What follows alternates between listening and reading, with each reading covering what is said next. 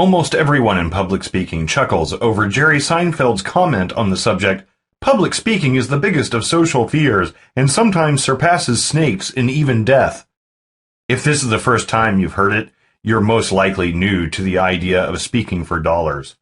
You're wondering if it's for you. If you're shuddering and nodding your head at the idea of public speaking surpassing snakes and even death, you may surprise yourself and turn out to be one of the most confident, sought-after public speakers of the decade. And that is no joke. Why should you want to be a speaker?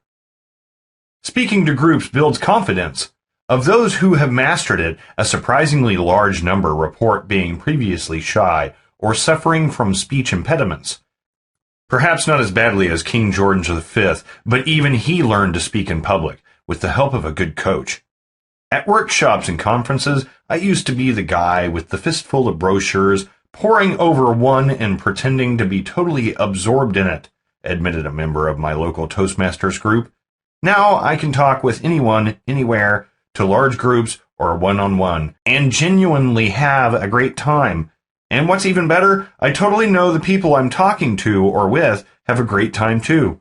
In fact, shyness or fear of speaking in public is given as one of the main reasons people decide to overcome it, often with the encouragement of a therapist. As an entrepreneur, however, you should know that being able to speak in public can easily provide networking opportunities, an extra stream of income, a potent increase in your recognizability factor, project client or job opportunities, a source of promotion for your products, services, or you, interview requests, book contracts. In short, if you are a small business entrepreneur, online or off, the ability to speak to groups of people and to be comfortable with interviews is a must. The benefits of public speaking. 1. Builds permanent confidence. There are more intangible benefits to public speaking. As my Toastmaster friend pointed out, it does allow you to build confidence when thrust into the limelight. And who hasn't been thrust into the limelight on occasion? Unfortunately, in a business setting, an unexpected limelight encounter can make or break your reputation. Rise to the occasion and you're a hero. Scurry away, and not only will you disappoint those who are desperate, but you may not be even considered in the future for guest spots on panels or as a workshop presenter or keynote speaker.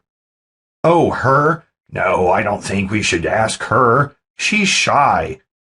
Here's an account from an industry peer who found herself in exactly that spot. A few years ago, I attended an industry conference which consisted of a weekend packed with workshops. At the 11th hour, one of the presenters was a no-show.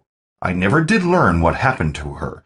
Not being part of the organizing body, I was there strictly as an audience member. However, 3 of the organizers knew me, and at break I was asked if I could take over the missing presenter spot. I said yes, but frankly, even with a background in public speaking, I was shaking in my shoes. The audience was huge. It would be the largest group I ever spoke to. I wasn't prepared, although I knew my subject, and my name was no big draw, I thought, compared to the missing speaker. However, I was able to quickly put together a skeleton structure on a card, just points I needed to cover in order to make sure the subject was well represented. And I knew from experience the few seconds before you speak are easily the most nerve-wracking. I was given a generous introduction by my grateful hosts and a warm welcome by the audience. I was told by more than one person who knows me that it was the best presentation I ever gave in my life. 2. Leads to more opportunities. Continues the same industry peer. And 2 weeks later, I received an invitation to present a paid workshop on the subject at a private company whose marketing director had been at the workshop where I filled in. The more visible you are, the quicker you're thought of when people are casting about for a paid expert. Speaking of which. 3. Cements your expert status. People immediately assume that you've been asked to speak because you're one of the top movers in your field. The truth is, There may be people far more expert than you, but they are afraid of public speaking. 4. Increases your net worth. Been wondering how to justify raising your prices, not just to your clients, but to yourself? Get a few successful presentations under your belt, and you'll be amazed at how much better about yourself you'll feel. 5. Offers repurposing opportunities. Have someone record and transcribe your presentation. Make it part of your deal when agreeing to speak. You can use the MP3 or video file and accompanying transcript as a paid product, a valuable bonus for your list, a valuable tool for your affiliates, promotional content on your website. 6. Spread your message. If you want people to see you as the LinkedIn lady, specialize in giving presentations on LinkedIn. If you want people to instantly identify you as the spring bulb queen, give gardening talks and workshops. The point is, you, yourself, get to decide what you want to be known for, and then position yourself perfectly to share that message. And if it's a unique twist on traditional material or a revolutionary new method of doing something, you instantly become known as the originator, and you're less likely to see someone else being hailed as the spring bulb queen 6 months down the road. 7. Make connections. How do people get on national TV shows? They start small, giving local workshops or interviews. How do people land assignments that pay thousands for top industry leaders? They're seen at conferences presenting talks on their specialized subject. The point being, those who sit at home can succeed, but they'll have to work 6 times harder and probably longer to achieve the same exposure and celebrity status. 8. Find top clients. And have they come to you? Top drawer clients who pay well don't generally hire unknowns to keep them in the spotlight. They want the best. And the best generally are in the public eye. And that doesn't mean playing hidden chronicles on Facebook. We're back to the old assumption of, if they invited her to speak, she must be the best. 9. Get paid to travel. If you love traveling, what better way to see other states and countries than to have someone else pay to fly you out, pay for your hotel accommodation, and then pay for your time? 10.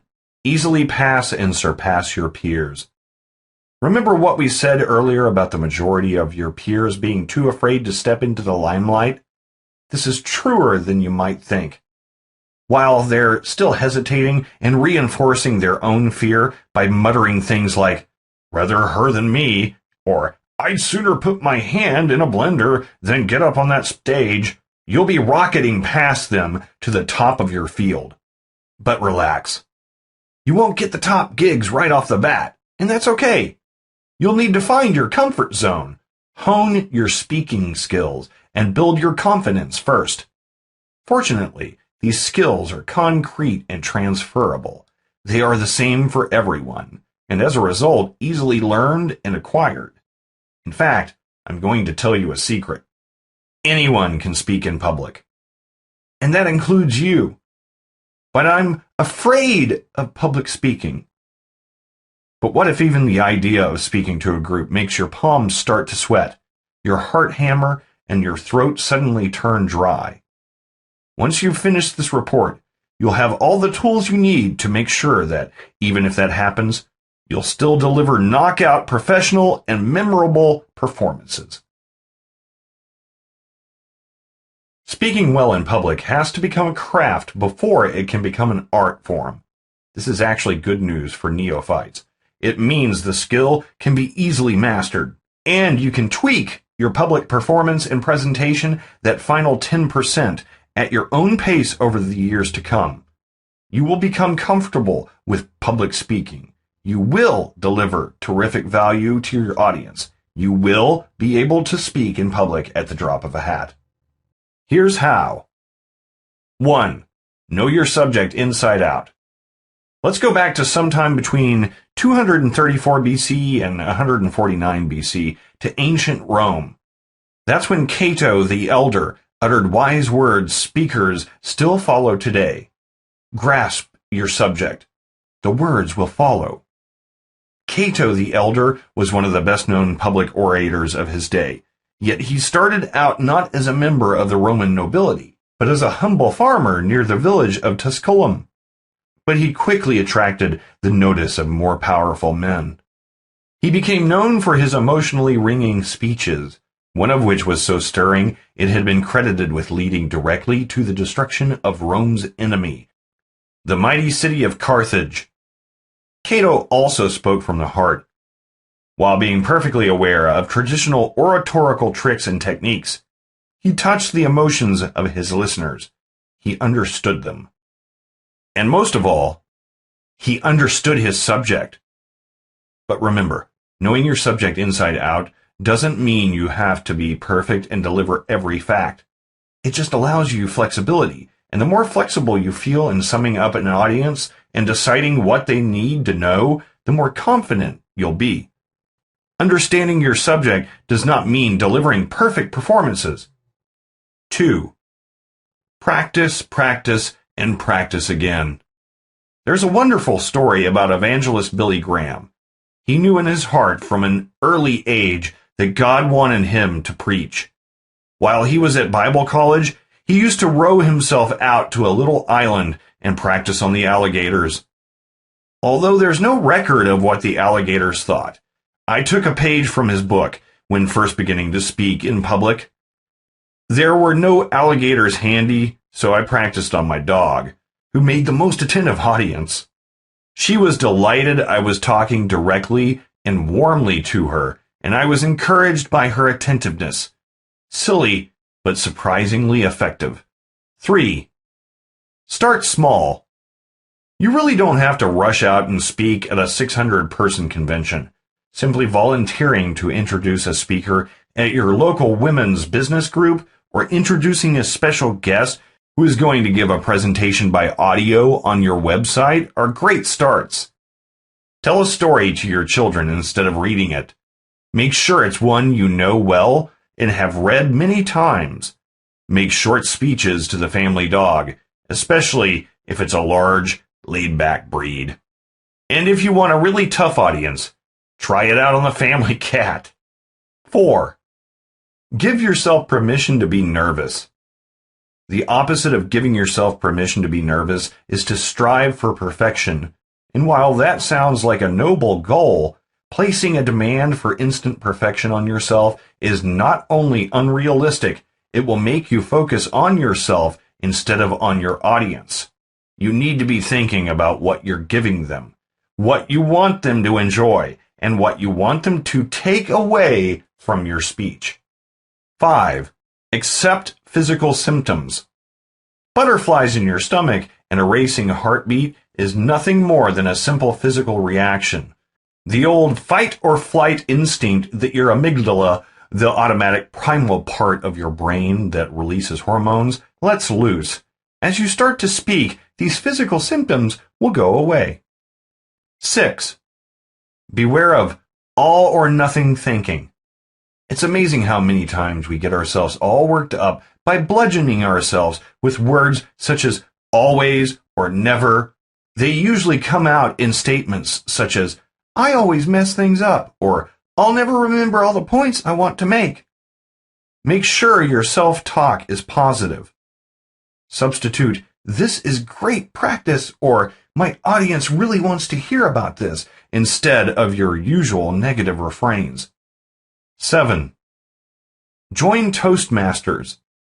This organization's sole purpose is to help and support people learning to speak in public. You'll find almost everyone is in the same boat as you, and everyone is friendly and really wants you to succeed. You'll end up making so many short speeches, it will easily become second nature before you've ever appeared in public. And there seems to be a chapter of Toastmasters in almost every city. More on that later. 8. Learn your speech by heart. Practice it out loud. Then forget it. Seriously, Make a note of the high points on an index card. These can be single words or little cartoons listed in the order you want to present them. Use this skeleton only to make sure you're covering everything. A typical speech skeleton might look like this. Making a business plan. Why have one? Flexible? It grows with your business. How detailed does it have to be? Who is it for? You plus bank if you're borrowing. Do you need a lawyer? Where to find templates? Importance of checking where you're at and updating your business plan. Follow it. In our example above, you're going to speak on the subject of making a business plan, and here are the points you need to cover in order. If you know your subject really well, that's all you need to glance at your skeleton in the event you find yourself suddenly freezing up to set you back on track. Tip: be sure to take a bottle of water on stage with you, or put it by your computer if you're speaking online. Practicing your speech out loud is so important. I'm going to repeat it for our next point. You'll see why. 9. Practice your speech out loud. There's nothing like actually speaking out loud to lay bare awkward phrases. You'll trip over them, get tongue-tied or stammer or catch yourself saying, every time if they're hiding there on the page in plain sight. If you find yourself tripping, verbally stumbling over a phrase every time you reach it, it's a sure sign it doesn't work. It's a clunky phrase, so rewrite it. 10. Always focus on what happens next. When you're writing your skeleton, what you're really doing is laying out reminders of what happens next. If you do find yourself freezing up, with a mind that is totally blank, there's no need to panic. Simply take a sip of water while quickly reviewing in your mind what happens next. This may not sound dynamic and exciting, but keeping the what happens next principle firmly in mind is the best public speaking tip I ever learned, and has saved my reputation and my sanity many times. Glossophobia, and why you don't have to have it. The fear of public speaking is called glossophobia. The term originates from the Greek glossa, which means tongue, and phobos, fear. People who have glossophobia have it for one reason and one reason only. They are focusing on themselves. And all the messages are negative and anxiety-based, common fears. I'm going to freeze and forget everything halfway through. What if my voice sounds squeaky? What if they don't like me? No one will ever listen to me again if I mess this up. I'm going to throw up. Notice that every thought, 1, makes a supposition that is based on speculation, not fact. 2, is all about me. Focusing on your message and or your audience works a lot better. Gathering your audience. Famed Irish storyteller Alice Cain had a trick she called gathering her audience. She would stand before them and wait until complete silence fell, searching out what seemed like every member with her eyes. When the chattering faded away and she had their complete attention, she would begin her story in a soft, quiet voice. She was the opposite of theatrical, a little old lady in a print dress and shawl who stood with her hands folded primely in front of her. Yet I will never forget the first time I heard her speak. She told traditional Irish legends, the tales of the Wondersmith. As she spoke, everyone in the audience forgot she was there, forgot they were in a concert hall. We were transported to the wild Irish countryside, to a land of magic and mystery, and when she finished speaking, we came back to earth with a jolt. Not the most spectacular, multi-million-dollar Hollywood movie has ever compared to that experience. It was true magic. Yet Alice suffered from nervousness too, especially in big concert halls. Gathering the audience was her way of calming herself, and also reflected her early experience as a children's librarian. Take that minute for yourself, was her advice to aspiring storytellers. Find friendly faces in the audience and decide who you're going to tell the story to. Don't be afraid to ask them to respect you by giving you their attention. Another cause of public speaking stress comes from misconceptions you may burden yourself with. That you have to be perfect, that the world will end if you miss out a point, that everyone in the audience has to love your speech. And that brings up another common fear. Fear of being judged. Relax. You can't control what anyone in your audience thinks and feels. You can only control yourself. Joe Smith may be worrying about the rattle his car gave as he limped it into the parking lot. Mary Jones may be frowning off into space because she's trying to remember if she turned the burner off on the stove before leaving. Cindy Banana may be dealing with a splitting migraine and stomach cramps, and may be more worried about getting through the next half hour than you are. None of this is a reflection on you at all. Famed opera singer Teresa Stratas had one of the most haunting voices in the world, yet she is famous for dashing off a Moscow stage because she interpreted the audience's silence and lack of reaction as disapproval, and she was absolutely devastated and unnerved as a result. Nobody told her that Moscow audiences think it is polite to applaud till the very end of the opera. So don't get into your audience's head, even if you see someone frowning or apparently text messaging, or even falling asleep. You don't know what they are expecting, thinking, or feeling. Remember, you are there simply to give them something they want. If you even get one point across that they find helpful, they'll remember your speech with pleasure, quote that point to all and sundry, and judge your presentation a success. Keep it simple. While presentations can definitely be enhanced by PowerPoint slide presentations, don't even go there at first if you're unfamiliar with setting up computer equipment or the thought causes you anxiety.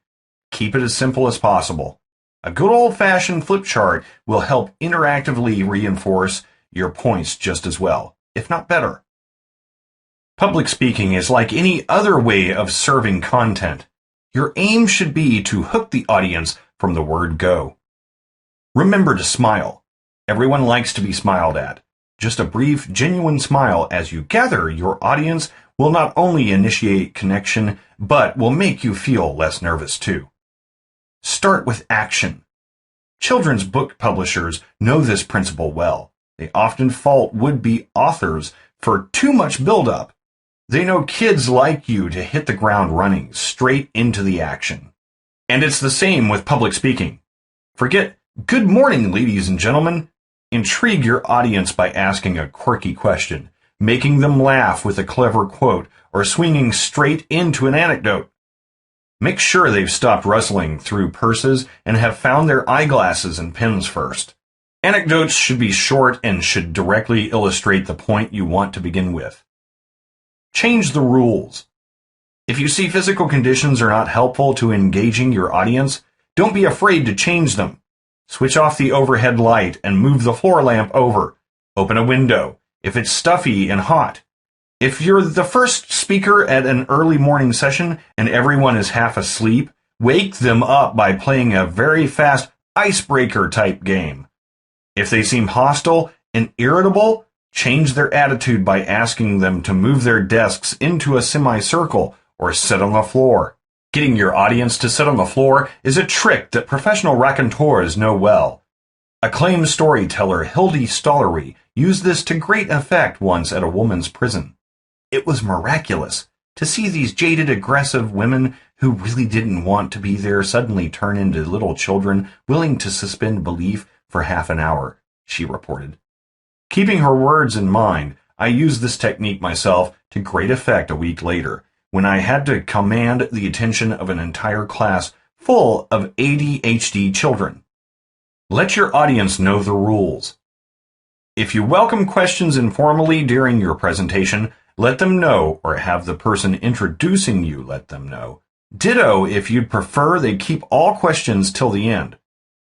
We'll finish with a 10-minute question and answer period, so there will be a chance to ask questions at the end.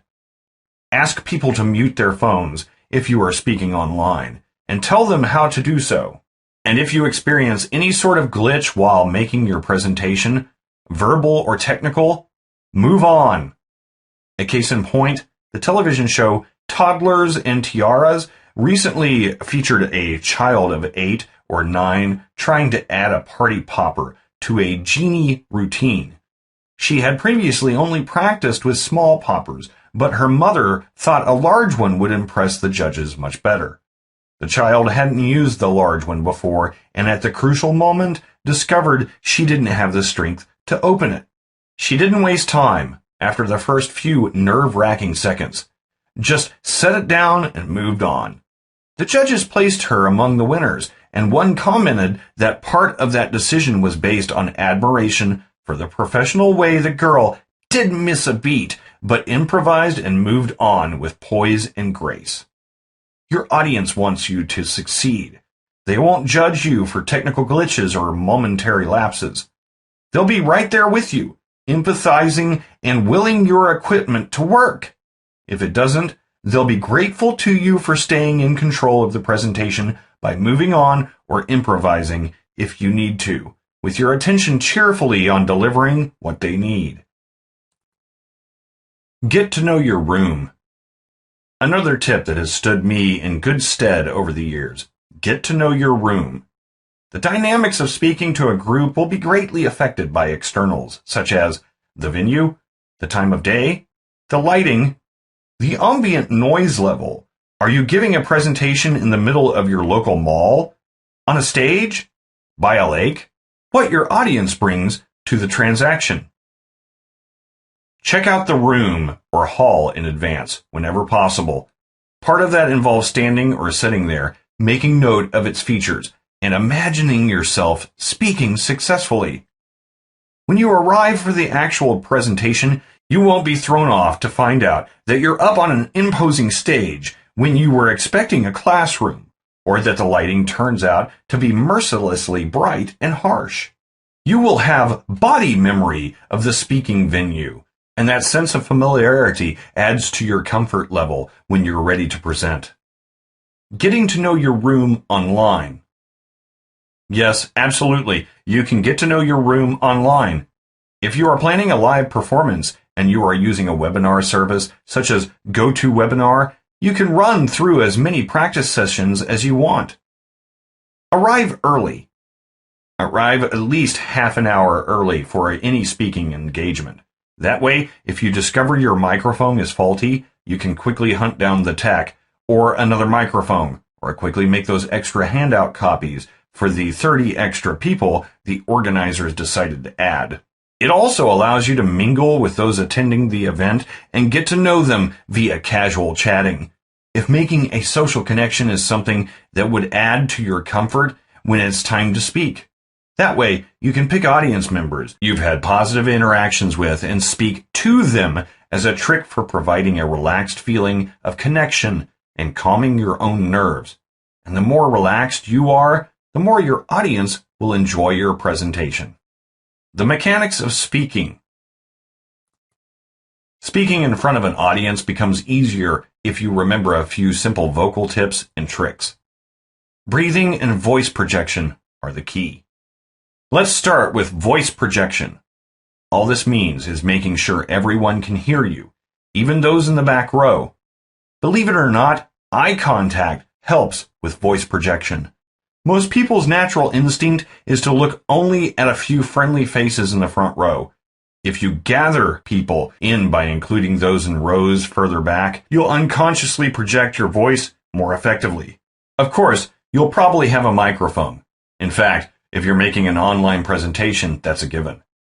In which case, a sound check is a good idea. Have someone stand at the back of the room or listen to you online and let you know if you're fading in or out, you're too far from the microphone, voice sounds distant, you're too close, booming, spitting, S words and letting out explosive T words, there is any static or other interference. Actors and radio personalities regularly soften their S words and T words. The letter P can also be a problem if you're too close to the mic or the sound is turned up too far. Fortunately, microphones nowadays are much more sophisticated than even 5 or 6 years ago. Simply speaking in a normal voice should be sufficient. But if you're using a microphone, practicing first is always a good idea. Another way to help your voice project: make sure you are breathing properly. Breathe in through your nose, fill up your diaphragm just under your rib cage, and breathe out through your mouth by squeezing the air up directly from your diaphragm. Do this a few times before going on stage or getting up in front of your audience. Then fill your diaphragm again and start speaking while imagining you are talking right from your gut instead of your throat. There should be a noticeable difference. In fact, you may be amazed how much more resonant your voice sounds, even in your own ears. Practice reading short paragraphs aloud using this technique. From books, brochures, websites, read anything until you are comfortable and projecting your voice becomes second nature. What if I forget to breathe? There will probably be occasions when nervousness helps you throw your good voice projection techniques out the window. It happens to everybody. So what do? First, if you've taken those few deep, slow breaths before starting to speak, you are much less likely to succumb to the squeak. But if you catch yourself with a tight throat and you notice your audience is straining to hear you, there is nothing wrong with taking a page from my experienced friend Luis's book to stop and say, "Can everyone hear me?" It allows me to regroup, she explained. In the second or two they're nodding or shaking their heads, I slow my breathing, fill my diaphragm, and I'm ready to start for real. Other techniques to restart out strongly: take a sip of water. Ask your audience a question. Start speaking to someone in the back row. Tilt your head slightly forward when speaking. It will automatically relieve strain on your vocal cords. Remember, you don't have to be perfect. While donating your public speaking can help build experience, I don't recommend doing that as a general practice. Speaking for free, is it a good idea? If you do feel more comfortable starting out without payment, consider practicing within a group where the focus is on practice, as in a Toastmasters chapter or even starting your own. The beauty of starting your own, you can set up an online practice group. Yes, introducing other speakers is another good way to become comfortable with being the brief center of attention and making notes about what works and what doesn't for yourself. But volunteer or agree to donate your services for free, and you may find yourself never considered for the paying gigs. When you have at least 3 paid gigs under your belt, then you can consider donating your public speaking time, providing it's for a specific, worthy cause. You can also agree to exchange guest appearances on a business peers webinar, for example, or agree to form part of a panel or teach a workshop, in exchange for the right to record, repurpose, and sell your appearance to your own list. Finally, another time you might want to donate your time: if organizers are stuck with a failed presenter and they beg you to bail them out, in which case, make sure you've decided on a policy. Will you ask for payment? Easy formula. I'm assuming you'll pay me the same rate as failed presenter. How and when will that payment be made? Is it a nonprofit workshop? Simply ask if you don't know. The main thing to remember when deciding whether or not to speak for free is that in some way there has to be reciprocity to it, even if that's just making the right connections, or you will not win respect as a professional, and you won't feel good about being used. Toastmasters. Toastmasters is a non-profit group with chapters, clubs in almost every country. Its mission is to help people improve communication and leadership skills. Public speaking is a major tool they use. Membership is open to anyone over 18 who is interested in improving their communication skills, though they do provide gavel clubs for teenagers in some areas. Each chapter meets anywhere from once a week to once a month, and their philosophy involves learning by doing. There is a manual and specific speaking techniques to learn, and each member is expected after training to present a speech of between 5 to 7 minutes in length at meetings. There is also a leadership manual. Many a glossophobe has got their trembling start at Toastmasters. Everyone I've spoken to who is a member has A, quickly conquered their fear of public speaking, and B, loudly sung the organization's praises. Their website allows you to input your city or zip code and instantly find Toastmaster clubs near you. Storytelling schools. Another way to become comfortable with public speaking is to take a storytelling course if one is available in your area. The drawback to this is that most storytelling courses are paid, which might not work for you if you are on a shoestring budget. Plus, they are not as widespread as Toastmasters. But storytelling is an essential part of connecting with your audience, no matter how dry or technical your subject, so don't underestimate its value. I've given presentations and told stories publicly, and I can attest that if you can tell a successful story to any age group in any venue, mere presentations pale in comparison. Simply enter the keywords storytelling courses plus your city to find out what's available in your area. Starting your own group. The ideal time to start your own group is after you've taken the storytelling course, if you're going to have to be the leader and organizer. But having a peer-based group in which the only formality is meeting time and place plus length of speech will work even for the most inexperienced would-be presenter, providing you can find others interested in honing their skills too. One tip, however, limit the number of members. Do the math to decide on your ideal number. Are you meeting for an hour? Figure on 5 minutes for chit-chat while you wait for late arrivals and warm up the room. Be there at least 15 minutes early if you're the leader, so you can also chat with early arrivals. Add another 5 minutes for issuing a welcome and introducing the day's topics. Figure on another 5 minutes for wrap-up, and that's 15 minutes out of your hour, leaving you with 45 minutes. If you divide that segment into 5 minutes per person, 3 minutes for a speech, 2 for feedback or comments, your maximum membership ought to be 9 members. How to let people know. If you're planning a location-based group in a physical room, your local newspaper is the place to start. Send out a community press release, as well as a separate short notification for community events. 1. Be sure to date your submissions. 2. Be sure to put your release date on your press release. 3. Remember your press release has to be a newsworthy story. Try to find a single angle most likely to attract the people you want. 4.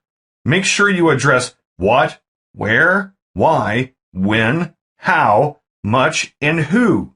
Your local library or business organizations are also ideal places to place announcements. Be sure to state that only the first X will be able to sign up if you are planning on limiting it to a small group. If you are planning an online group, announcing it in your forums, on your Facebook page, via Google+, or other social networks ought to be enough. Send personal invitations to list members or business peers you would like to see in your group. Again, be sure to state that membership will be limited. How to get started as a speaker. And now the segment you've probably been waiting for. How to actually get started. 1. Know your goal. What do you want your public speaking career to do for you? Providing a source of income will take as a given. Do you want to educate potential clients? Position yourself as an expert? Become famous? Change the world? Help people achieve personal success and self-actualization? Teach them a skill? Attract subscribers? Appear on national TV? 2. Make sure you specialize in a topic you will never get tired of. One you are passionate about or one that you thoroughly enjoy. 3. Search your local library. Libraries will have listings of meetings and events. Make a note of these organizations and contact them if you think they're the perfect fit for your subject. 4. Ask for referrals. At the end of your presentation, be bold about asking your audience to recommend you to other groups they think would like your services. Point out your business cards on display along with other promotional materials, I hope. Put your referral request right on your business card. 5. Use testimonials. Put them right on your website once you begin to become known. An honest testimonial that's heartfelt can easily land you a paid speaking gig, even if the hirer has never seen you speak. Who can you speak for? This starts with your subject, your specialty. What would you never get tired of talking about? Once you've got your topic, you've got your audience.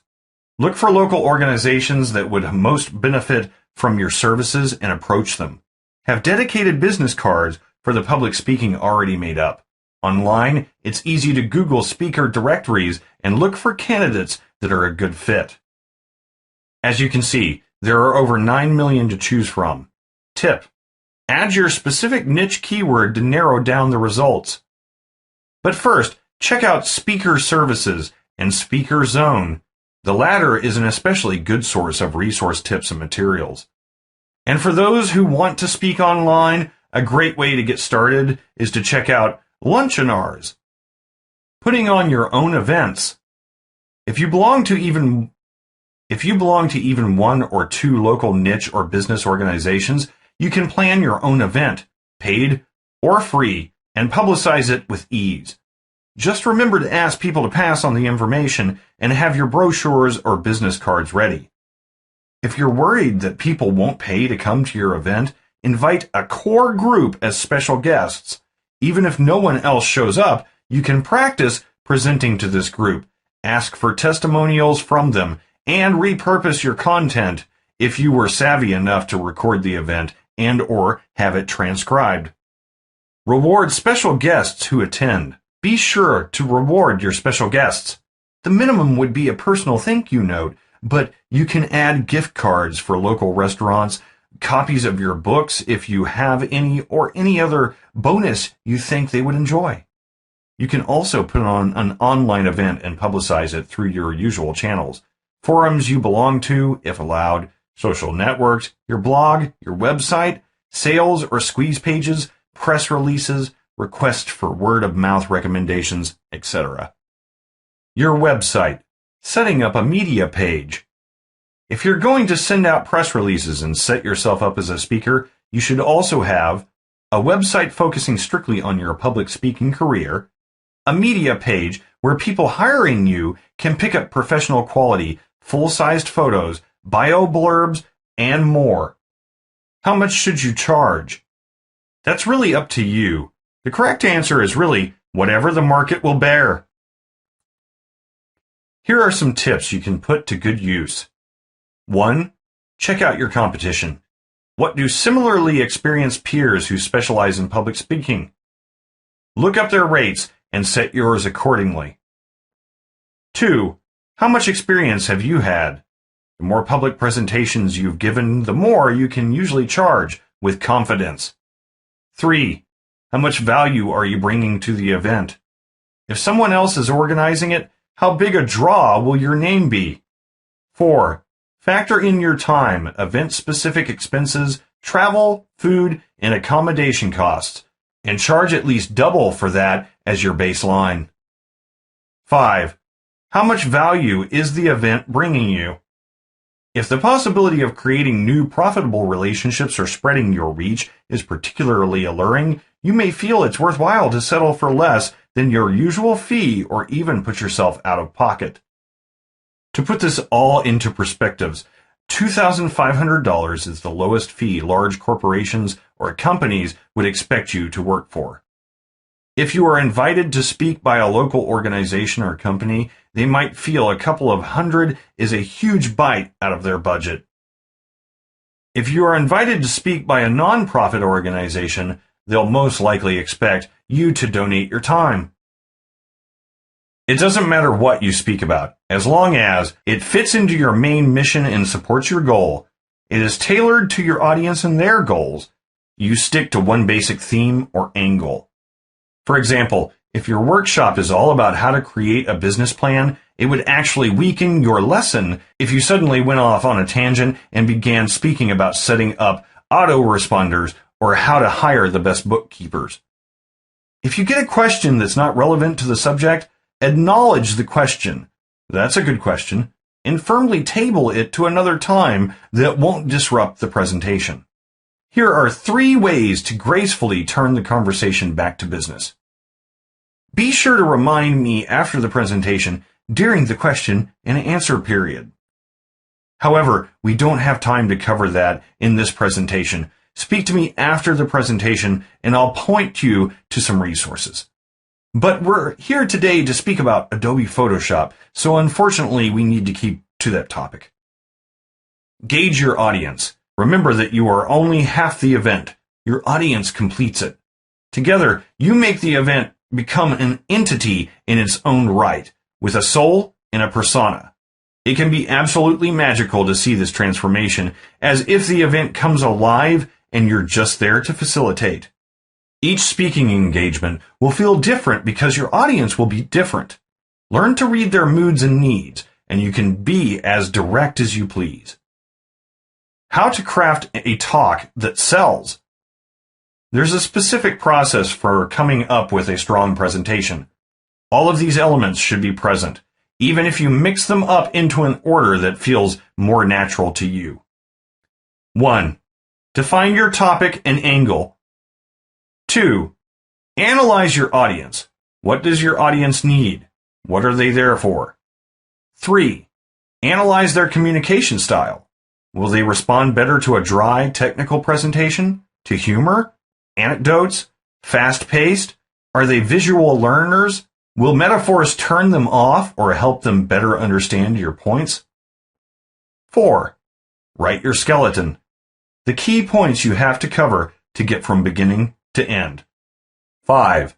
Think of new, original ways to cover these points. Is there new information you can share? A unique shortcut? Powerful resources to introduce them to? A revolutionary approach? 6. Look for ways to connect emotionally with your audience.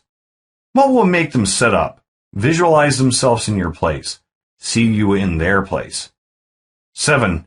Decide what visual aids you are going to use. Handouts, slideshows, PowerPoint presentations. Ask yourself, why? Is this the best way to show this point? Will it break their concentration or perk them up? 8. Write your introduction. Remember to make it dynamic. 9. Write your conclusion. Make sure it includes a call to action, your request for referrals, an invitation to sign up for your next event, or fill out a short survey, etc. If possible, refer to your opening in your conclusion for maximum impact, completing the circle. And, if possible, finish with a rousing, positive, feel-good statement they can carry away with them. 10. Fill in the middle. At this point, this will probably feel like the easiest part. 11. Proof your speech. Print it out and read it aloud, at least 3 times. 12. Notice where your tongue trips over words and rewrite that sentence or section. 13. Practice until the speech fits you like a glove. How to position yourself so they're eager to pay you. It's good to be vulnerable and human, but if you want to be seen as a catch worth paying good money in the world of public speaking, there are definite do's and don'ts. 1. Never ever apologize for being there. You'd be surprised the number of people who begin presentations by saying self-depreciating things like, "I've no idea why so-and-so asked me to speak about coffee makers, but here I am." 2. Don't use jargon. No one wants to hear about inferred primordial abundances unless they are physicists. And if you use an acronym, let people know what it means the first time you use it. Now, RADA, the Royal Academy of Dramatic Arts, maintains that using jargon is akin to putting your audience to sleep. And if you've attracted international audience members, which happens more than you think if you're presenting online, you may totally confuse them. 3. Never worry about looking good. Instead, eagerly anticipate sharing. 4. Deliver more than they expect. Whether that's new insider information, a fresh outlook that finally helps them make sense of a difficult subject, handouts, or free samples, Make sure you pack as much focused value as you can into your presentation, all aimed to thrill your audience, make your host look good. They're the heroes that brought you in. 5. Eliminate the ums and ahs. Recording yourself is the best way to identify what your particular annoying filler noises and phrases are. For instance, when I first heard myself speak on tape, I was appalled at how many times I said, basically. I don't think I've said it since. Once you've identified them, do your best to erase them from your speeches. 6. Be dependable. Arrive on time. Check out the location in advance if it's a physical location. Don't depend on your hosts for extra equipment. Have everything you need with you, or else have a backup plan. And never ever cancel if you can help it. 7. Realize you're being paid for your perceived value. Not just your experiences and expertise. If you're speaking about Barbie dolls to an accountant's convention, your perceived value might easily be 0, and nobody would know or care who you are. If you're speaking to the Barbophiles of San Fernando Valley, however, and they are excited by the fact that you're the original designer of the Francie wig, your perceived value may be priceless. Similarly, if you're the one person whose talk can boost productivity in a failing department almost immediately by 30%, you'll also be priceless. While people naturally want guests who are celebrities, most are quite aware their budgets won't stretch to Bill Clinton, who, when last heard of, commanded $150,000 for a 1-hour speaking engagement. They want someone who is well respected in their niche, dependable, and available. Simply being willing to speak and doing so in a professional, enjoyable manner automatically positions you as a niche leader and expert.